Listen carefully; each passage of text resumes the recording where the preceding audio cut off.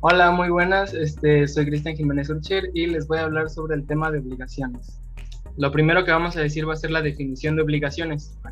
Aquí lo que nos mencionan es que es la relación jurídica entre dos personas en virtud de la cual una de ellas se llama deudor, que es este de aquí, y este queda sujeto para con otro llamado acreedor, que es este de acá. Estas dos personas quedan sujetas a una prestación o una abstención de carácter patrimonial. ¿A qué nos referimos con esto? A que es tiene carácter monetario o de dinero. Que el acreedor pueda exigir al deudor. Puede ser también, aparte, patrimonial no nada más se refiere al dinero, sino también se refiere a los bienes, pues. Tenemos los elementos de la obligación. Los elementos se dividen en elementos subjetivos y objetivos. Primero vamos a comenzar con los subjetivos. Entonces tenemos el sujeto pasivo, el cual podría decirse que es el sujeto de pago o el sujeto que debe de cumplir con la carga o obligación, y este también es llamado obligado. Tenemos al sujeto activo. El sujeto activo es el sujeto de cobro y es el titular del derecho o del bien que está en cuestión, y tiene la virtud, en virtud del cual él puede, pues, tiene la facultad de poder exigir el cumplimiento de la obligación. En este caso, pues el sujeto pasivo sería el deudor y el sujeto activo sería el acreedor. Como elementos objetivos, ¿a qué nos referimos con esto? A que es el objetivo de pues la obligación. Entonces, aquí pues también podría llamarse el objeto de la obligación, y aquí lo que se plantea es de dar, de hacer y de no hacer. ¿A qué nos referimos con esto? A que las obligaciones lo que te plantean es, hay obligaciones en las que se te plantea dar algo, hacer algo o no hacer algo.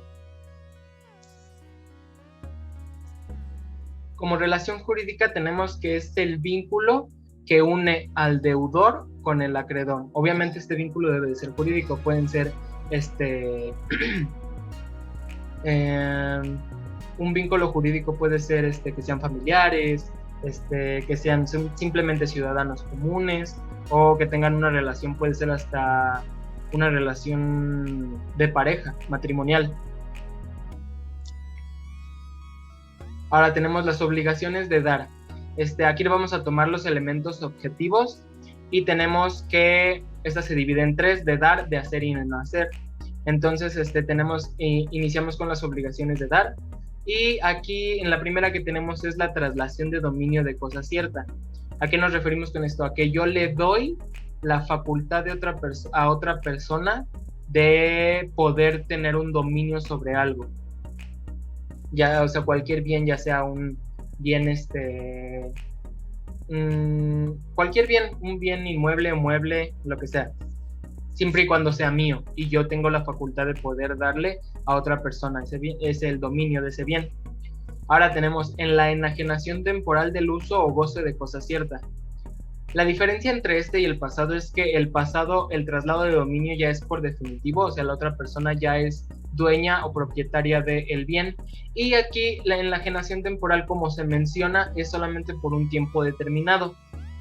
Esto también puede traer una retribución, ya sea monetaria, con una obligación también, y entonces yo le doy el uso o goce de algún bien, sigue siendo mío, pero sin embargo yo le doy el uso temporal, la facultad a otra persona de usar y de gozar de esa cosa solamente por un tiempo determinado. Ahora tenemos en la restitución de cosa ajena o pago de cosa debida. ¿A qué nos referimos con esto? Pues a que si yo estoy teniendo, por ejemplo, tomamos el ejemplo pasado de que por ejemplo, vamos a poner de que yo te presto algo, no sé, una bicicleta, y entonces, yo, por ejemplo, te la estoy rentando, entonces tú lo que estás haciendo es obtener un uso y goce de esta bicicleta, y tú me estás dando una retribución monetaria, pero al ser como lo dije anteriormente, por un tiempo determinado, obviamente tú me lo tienes que regresar. Entonces, por ejemplo, si por alguna razón la bicicleta le pasó algo, la perdiste o lo que sea, y ya no la tienes en tu poder, entonces lo que tú tienes que hacer es la restitución de la cosa ajena. Tú me tienes que devolver una de la misma especie o valor. Entonces, sí, este es un bien fungible, por ejemplo, la bicicleta es un bien fungible. Sin embargo, por ejemplo, si lo que te presté es una cosa que no se puede reemplazar, por ejemplo, un celular, que un celular tiene datos míos que ya no se pueden recuperar y que no es un bien, en sí es un bien fungible, pero no en su totalidad, pues debes de darme un pago de la cosa de vida, o sea, me tienes que pagar con base en el valor de las cosas que yo tenía en ese celular, ¿no? Ahora tenemos obligaciones de hacer o no hacer. Si el obligado a prestar el hecho no lo hiciere, ¿a quién nos referimos con esto? A que la persona, por ejemplo, en este caso podría ser el deudor, no hace la obligación que fue planteada por el acreedor. Entonces aquí el acreedor tiene derecho a pedir que a costa de aquel se ejecute por otro cuando la sustitución sea posible. ¿A qué nos referimos con esto? A que, por ejemplo, yo te digo que hagas algo, sin embargo tú no lo puedes hacer por cualquier, pues, o no lo hiciste por alguna cosa, entonces yo te digo, no, pues sabes que busca a alguien que lo haga por ti. Obviamente esto se debe de poder cuando la sustitución de la persona pues sea posible, ¿no? Si no lo hiciera de manera convenida, ¿a qué nos referimos con esto? Aquí voy a poner un ejemplo. Por ejemplo, si no lo hizo de manera convenida, pues aquí hay una persona que pues pidió que le pusieran los azulejos en su pared. Sin embargo, la persona que los puso mal, obviamente porque aquí pues la chica está partida a la mitad y pues está volteada la parte de arriba del torso de la mujer. Entonces, en el trato, lo que se trató fue que me dieras un trabajo bien hecho, no uno mal hecho. Entonces, el acreedor tiene derecho a pedir al deudor que se deshaga lo mal hecho. O sea, yo tengo la facultad de decirle, oye, esto no está bien hecho, deshazlo, quítalo y hazlo bien hecho, porque eso fue lo que se pactó en el trato, pues. Ahora, el obligado a no hacer una cosa quedará sujeto al pago de daños y perjuicios en caso de contravención. ¿A qué nos referimos con contravención? A que no se haga la obligación. Entonces, al pago de daños y perjuicios en caso de que no se haga la obligación. Si al no hacer una obligación el deudor causa un daño o un perjuicio, ya sea a mi persona o a terceros, lo que él debe de hacer es hacer un pago monetario, pagando, bueno, o sea, podría decirse que es como compensando los daños que se causaron, ¿no? Y ahora tenemos también, si hubiese una obra material, podrá exigir el acreedor que sea destruida a costa del obligado. Por ejemplo, si yo, en la obligación que yo te planteé que no podías construir cierta construcción y de repente yo veo que ya estás construyendo algo, yo tengo la facultad de pedir y de obligar a que sea destruida a costa del deudor, o sea, a costa de lo que tú quieras.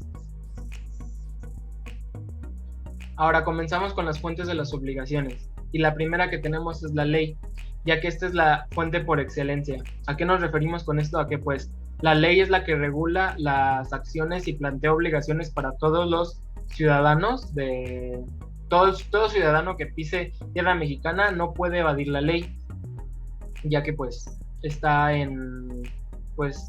impartida, ¿no?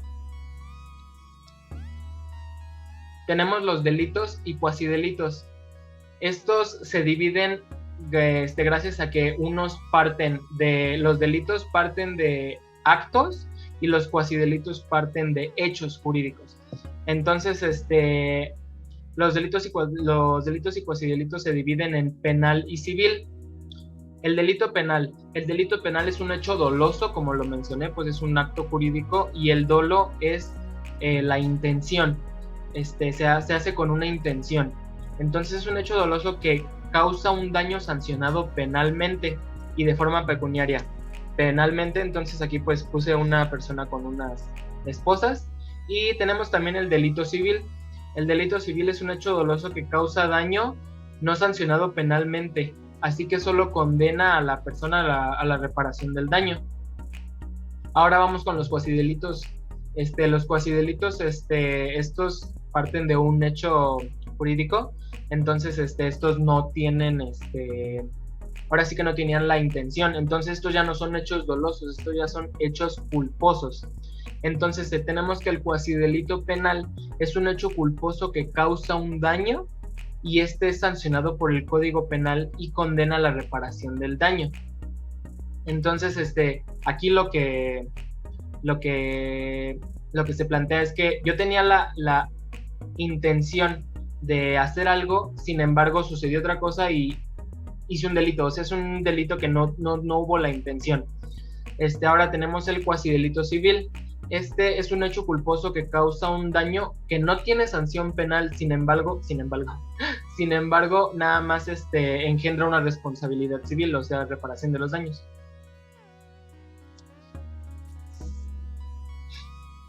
Ahora, se me olvidó mencionar algo aquí atrás. La responsabilidad civil y reparar el daño no son lo mismo. Aquí me equivoqué. La reparación del daño son cuestiones de carácter económico, mientras que la responsabilidad civil son acciones que aporten a la comunidad. Un ejemplo podría ser el ir a plantar árboles, el ir a limpiar ciertos espacios públicos, el ser voluntario en algún albergue, el llevar víveres, ciertas cosas. Y los cuasidelitos producen daño sin tener, como ya lo había mencionado, sin tener la intención de hacerlo. Ahora tenemos los cuasicontratos y tenemos los contratos también. Estos también se derivan de hechos y de actos, pues respectivamente, ¿no? Los cuasicontratos, los cuasicontratos son todo tipo de contratos cuando se originan que tienen como origen un hecho, no un acto jurídico. O sea, sí había una intención, pero no una intención que tuviera repercusiones jurídicas. Son los actos lícitos o ilícitos y son voluntarios o por error también. Estos obligan a quienes los realizan o se benefician de esto sin que haya habido un previo acuerdo de voluntades. O sea, no hubo un acuerdo, sin embargo, o te perjudica o te beneficia. O sea, estos sí son hechos, pero tienen enriquecimiento ilegítimo y podría ser, por ejemplo, un ejemplo de la gestión de negocios. Esto es la realización de un acto con la intención de generar un beneficio y pues generaste un perjuicio, ¿no? Ahora tenemos los contratos. Pues los contratos son convenios que producen o transfieren obligaciones o derechos. En esto sí hay un previo acuerdo y sí hay la intención de realizar este acuerdo. Bueno, conforme a lo pasado tenemos que todos los cuasi son hechos. Bueno, ahora seguimos con el convenio. Y en el convenio es el acuerdo entre dos o más personas, como se puede ver aquí en la imagen de los dos muñequitos. Y esto es para crear, transferir, modificar o extinguir las obligaciones.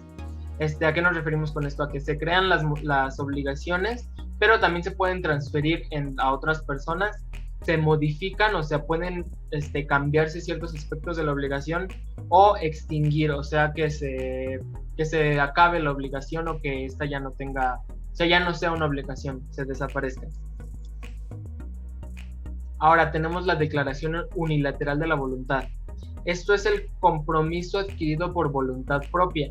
Esto puede ser la promesa de cumplir con algo.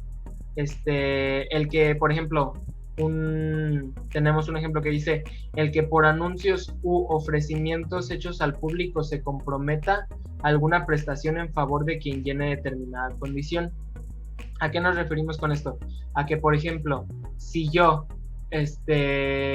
ofrezco, por ejemplo, estoy en un trabajo, ¿no? O sea, soy dueño de alguna tienda y yo afuera pongo 2x1 en ciertos artículos y esa persona me lo reclama, yo tengo la obligación de hacerlo, o sea, de darle ese 2 por 1. También otra cosa que tenemos es el testamento, que podría decirse también que es una declaración unilateral de la voluntad, en el que una persona en ese testamento estipula que ciertas cosas se van para una persona y ciertas cosas se van para otra persona en el momento que yo fallezca.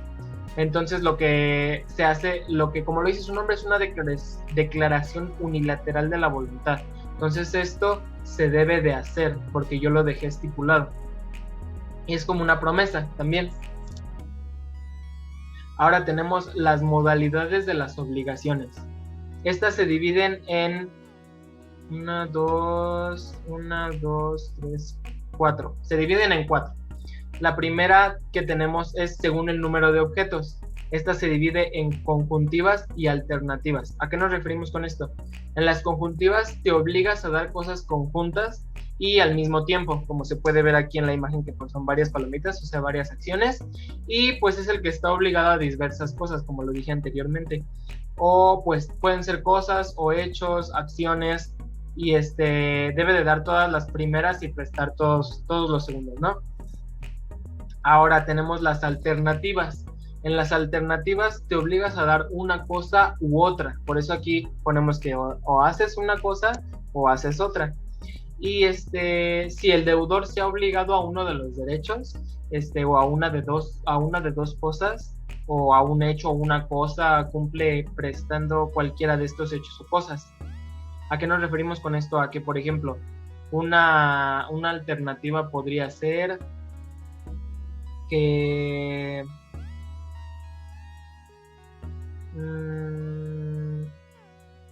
por ejemplo, una conjuntiva. Una conjuntiva es, por ejemplo, tú estás obligado a vender, por ejemplo, en una obligación que se le da a un empleado. Entonces, en ese empleado, por ejemplo, yo te obligo a que tú le vendas, pero también estás obligado a que cuando acabes tu turno limpies el ¿cómo se llama? Pues el puesto, y aparte que hagas la cuenta de lo que vendiste ese día. Entonces esas son conjuntivas y esas al final ya se cumplieron todas.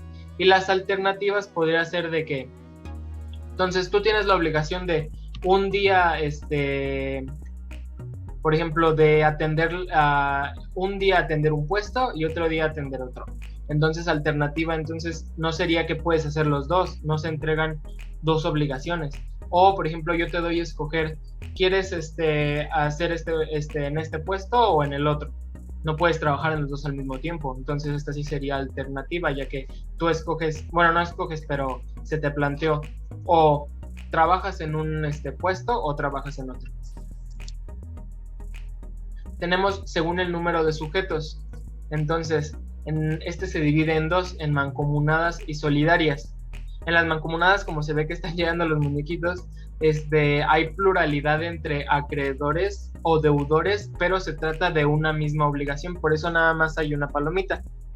Y de las solidarias se dividen en activas y pasivas.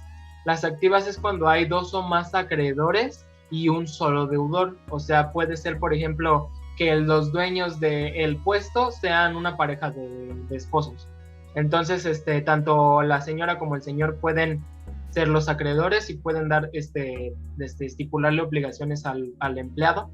Y en las solidarias pasivas es cuando hay dos o más deudores que tienen la obligación de prestar cada uno una parte de la prestación. Entonces, por ejemplo, si yo en un trabajo, vamos a poner otra vez el ejemplo del puesto. Entonces yo le doy trabajo a 2 empleados.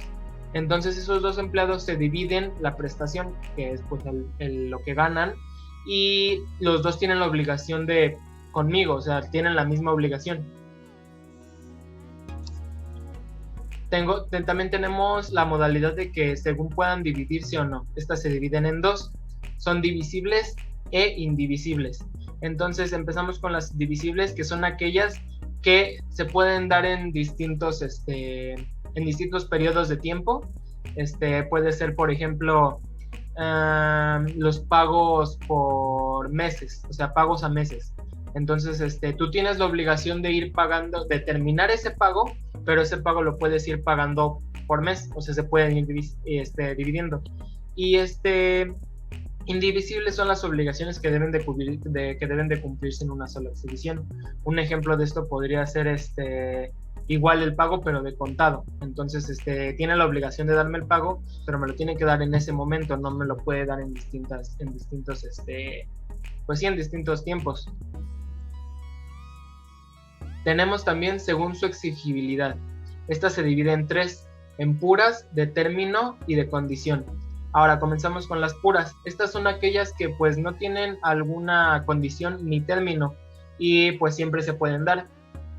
Por eso puse aquí un pájaro volando, porque es como tener una cierta libertad de cumplir esa obligación. Es como de, yo te presto algo, pero ahí tú sabes cuándo me lo pagas. O sea, no te preocupes. O sea, no tiene una condición o un término, como lo dije anteriormente. Ahora tenemos las de término. Las de término es un acontecimiento futuro de realización cierta. Es un periodo de tiempo cuando una obligación se debe de cumplir. Esto tiene que ver con las fechas. Bueno, aquí lo que mencionamos es que, por ejemplo, yo te presto un cierto dinero, pero te digo, oye, sabes que de aquí a enero me lo tienes que pagar porque necesito hacer tal cosa. Entonces ahí yo te estoy dando un término, yo te estoy dando una cierta, como una cierta, pues sí, una obligación de que tú me lo tienes que pagar, en ese tiempo determinado. Ahora tenemos las de condición. Este es un acontecimiento futuro de realización incierta. Y pues es algo que pones, pero no sabes si se va a dar o no. Tiene que ver con requisitos. Entonces, por ejemplo, tenemos que es como que tiene que suceder algo para que tú puedas realizar esa obligación. Entonces, por ejemplo, es como de, te presto tanto dinero y tú me lo tienes que pagar, pero me lo pagas cuando me tengan que cobrar tal cosa. O sea, ese dinero yo no lo necesito ahorita. Sin embargo, hay la probabilidad de que lo necesite. Por ejemplo, entonces, si hay una persona a la que le tengo yo que pagar algo, entonces yo te digo, sabes que te lo presto, pero si esa persona me lo cobra, en cuanto me lo cobre, tú me pagas eso para yo poderle pagar. Entonces es una condición. Es algo que va a suceder, pero es algo que tiene que suceder para que tú hagas esa obligación. Entonces, es como mencioné, es incierta, o sea, no sé si esa persona me va a cobrar ahorita o después, o no me vaya a cobrar. Entonces, yo no sé. Entonces, es hasta que ese acontecimiento pase, tú me pagas. Ahora tenemos la transmisión de obligaciones. Esta es una forma mediante pues la cual se sustituye a una de las personas y que figuraba originalmente y como deudor o acreedor por una nueva. Entonces, esta se divide en tres formas y la primera es la cesión de derechos. Bueno, en el artículo 2029, el Código Civil nos menciona que habrá cesión de derechos cuando el acreedor, que aquí se menciona, el acreedor transfiera a otro los que tenga contra su deudor. Entonces el acreedor puede ceder su derecho a un tercero sin el consentimiento del deudor. Por ejemplo, yo tengo derecho a con el deudor de que me pague, o sea, que de yo disponer de cierto, por ejemplo, si me estás haciendo un favor en el cual yo tengo una retribución económica, yo puedo ceder esa retribución económica mía a otra persona. Ahora, todo esto puede suceder a menos que la cesión esté prohibida por la ley. Un ejemplo de esto podría ser el de un derecho a pensión alimenticia. No se puede ceder, obviamente, porque la pensión alimenticia está estipulado que va para una persona. Y otra condición para que esta pueda ser es que se ha convenido, o sea, esto no se puede hacer si se ha convenido no hacerla, y también no le permita a la naturaleza del derecho. Un ejemplo de esto podría ser que hay trámites que realiza una persona que no se pueden transferir a otras, ya que pues está estipulado que lo tiene que realizar esa persona y nadie más puede hacerlo válido. Esto se menciona en el artículo 2030 del Código Civil. Ahora tenemos la cesión de deudas. En esta se realiza por el deudor y se realiza mediante un contrato. en el cual pues se transfiere su deuda a un tercero para que éste lo sustituya frente al acreedor. ¿A qué nos referimos con esto? A que el deudor, por ejemplo, yo te debo cierto dinero, pero yo no lo puedo pagar. Entonces, por medio de un contrato de cesión de deudas, yo le estipulo que una tal persona te lo va a pagar. Y para que haya una sustitución de deudor es necesario que el acreedor consienta, obviamente, y que exprese o que pues lo consienta, ya sea expresa o tácitamente. Puede firmarse como un contrato en virtud del cual una persona, obviamente el deudor, transfiere a otro el asunto o la deuda y que tiene contra su acreedor, y siempre y cuando se tenga el consentimiento expreso del acreedor. Esto se menciona del artículo 2051 al 2055 del Código Civil Federal. Tenemos la subrogación. En esta es el acto de naturaleza transmisora de la obligación. ¿A qué nos referimos con esto? A que cuando existe una sustitución de los sujetos o de los objetos de la relación, es legal cuando se cumple por disposición de la ley, obviamente, y también esta puede ser convencional si es pactada por voluntad de las partes. Pueden ser cuando el acreedor paga a otro acreedor preferente, o sea, aquí se cambió, entonces se cambió el acreedor y aquí se cambiaron los sujetos. Esto, ¿cómo se podría traducir? Es como que le pagas a alguien para que permita que el deudor cumpla su obligación, ¿no? Ahora tenemos cuando el que paga tiene interés jurídico en el cumplimiento de la obligación. ¿Y a qué nos referimos con esto? Aquí hay un interés legal. El que paga tiene un interés en la obligación de esta persona. También tenemos cuando un heredero paga pues con bienes, como los he mencionado antes en la declaración unilateral de la voluntad. Cuando un heredero paga con bienes propios alguna deuda de la herencia. También tenemos, o sea, ¿a qué nos referimos con esto? A que la persona que murió tenía alguna deuda y entonces, como son artículos de esa persona, que tenía esa persona, entonces yo pago con los artículos de esa persona las deudas que tenía esa persona. Ahora, cuando el que adquiere un inmueble paga a un acreedor que tiene sobre él un crédito hipotecario. Esto es anterior a la adquisición. Ahora tenemos el cumplimiento y extinción de las obligaciones. No necesariamente el cumplimiento es el que finaliza la obligación. Sin embargo, pues forma parte de. Entonces, las primeras serían cuando el acreedor queda satisfecho. ¿A qué nos referimos con esto? Igual a que el acreedor pues queda contento o queda feliz con lo que se realizó. La primera pues es el pago. Obviamente pues es un beneficio para el acreedor, y eso la entrega de la cosa o de la cantidad debida, o también de la prestación del servicio que se hubiese prometido.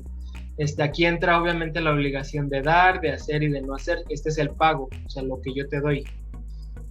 También tenemos el ofrecimiento de pago y consignación. La consignación no se refiere a que el acreedor como que se rehúsa a recibir la prestación que se le adeuda, o dar el cumplimiento justificativo del pago. ¿A qué nos referimos? A que el acreedor dice, no, sabes que ahí déjalo, así está bien. Es como cuando tú le prestas a alguien algo y está a punto de pagarte y te diste cuenta que sí estaba con la intención de pagarte, entonces tú te quedas con ese buen como sabor de boca y le dices, no, tranquilo, así está bien. Y el pago hecho a un tercero extinguirá la obligación también. Si así se hubiese estipulado o consentido por el acreedor también. Entonces, esto obviamente se debe dar en los casos que la ley lo determine, y pues lo determine obviamente expresamente. Esto se menciona en el artículo 2074 del Código Civil Federal. Tenemos también la dación en pago. ¿A qué nos referimos con esto? A cuando el deudor, con el consentimiento obviamente del acreedor, esto siempre se debe de dar con el consentimiento del acreedor, porque esto es cuando el acreedor queda satisfecho. Entonces, cuando el deudor entrega una cosa distinta a la debida, el acreedor pues lo acepta porque quedó estipulado y acepta todos los efectos legales del pago. Entonces, la obligación queda extinguida obviamente porque ya se acabó, y cuando el acreedor recibe el pago de una cosa con otra cosa distinta en lugar de la debida. Esto se estipula en el artículo 2095 del Código Civil Federal. Ahora tenemos la novación. La novación hay novación cuando en un contrato, hay novación en un contrato cuando las partes de este contrato o las partes interesadas lo alteran sustancialmente. Aquí se puede sustituir una obligación nueva por una antigua. Es funado de origen y se cambia por completo la obligación. Esto es cuando las dos partes están de acuerdo en cambiar la obligación, y puede ser que ya no hagas esta cosa, pero puedes hacer la cosa que se había planteado anteriormente. Entonces, esto está estipulado en el artículo 2213 y del 2213 al 2223 del Código Civil Federal. Ahora, esto es un contrato y como tal pues está sujeto a las disposiciones respectivas y salvo las modificaciones siguientes. También tenemos que la novación pues nunca se presume y debe de constar expresamente. Otras cuestiones que se dan cuando el acreedor queda satisfecho es con la compensación. Tiene lugar la compensación cuando dos personas reúnen la cantidad de deudores y acreedores recíprocamente por su propio derecho. ¿A qué nos referimos con esto? A que dos personas se obligan, por ejemplo, a pagar cierta cosa y pues lo pagan pues correctamente, entonces el acreedor queda satisfecho. Otra cosa puede ser que dos personas se hagan como acreedores y las dos partes queden iguales, entonces el acreedor también queda satisfecho. El efecto de la compensación pues es, como se mencionó, extinguir por ministerio de la ley las deudas y las dos deudas, porque ya serían por dos personas y hasta la cantidad que importe la ley. Ahora tenemos la confusión. La obligación se extingue por confusión cuando las calidades de acreedor y deudor se reúnen en una misma persona. Entonces la obligación renace si la confusión cesa. Aquí sí, o sea, por ejemplo, la obligación se extermina, o sea, se quita cuando ya hay confusión en yo soy el deudor, yo soy el acreedor, y también, y cuando esta confusión cesa, o sea, cuando ya se aclaran las cosas, esta obligación renace, o sea, vuelve a ponerse en pie.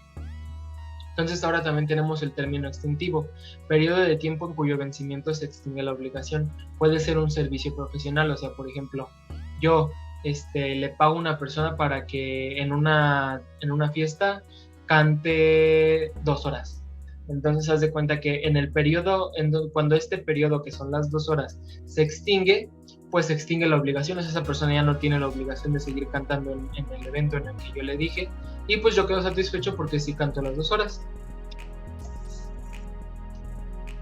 Ahora, cuando el acreedor queda insatisfecho, ¿a qué nos referimos? Bueno, aquí puede ser la remisión, y es el medio liberativo por excelencia, ya que implica un acto unilateral o bilateral también, y por el cual el acreedor libera al deudor de su obligación. Puede ser parcial o total. Aquí lo que puede ser es que, por ejemplo, el